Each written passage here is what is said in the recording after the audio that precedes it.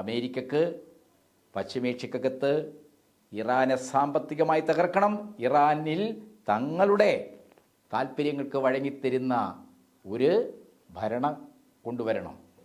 അതിന് ഇന്നത്തെ Islamic Republican ഗവൺമെൻറ്റിനെ അട്ടിമറിക്കണം.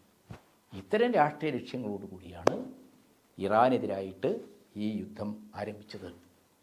ഈ യുദ്ധം ഒരു കാരണവശാലും ആണവായുധങ്ങൾ ഉണ്ടാക്കുന്ന, അണുബോംബ് നിർമ്മിക്കുന്ന ഇറാനോടുള്ള ഏതെങ്കിലും രീതിയിലുള്ള മനുഷ്യവംശത്തിൻ്റെ, മാനവരാശിയുടെ താല്പര്യങ്ങളെ മുൻനിർത്തിയിട്ടുള്ള യുദ്ധമല്ല, മറിച്ച് ഈ മേഖലയിൽ ഇസ്രയേലിൻ്റെ താല്പര്യങ്ങൾ, അമേരിക്കയുടെ പശ്ചിമേഷ്യയിലെ വിഭവങ്ങളും വാണിജ്യപാതകളും തങ്ങളുടെ നിയന്ത്രണത്തിൽ കൊണ്ടുവരാനുള്ള രാഷ്ട്രീയം, ഈ കാര്യങ്ങളാണ് ഇപ്പോൾ ഇങ്ങനെയൊരു യുദ്ധ സാഹചര്യത്തിലേക്ക് പശ്ചിമേഷ്യയെ എത്തിച്ചിരിക്കുന്നത്.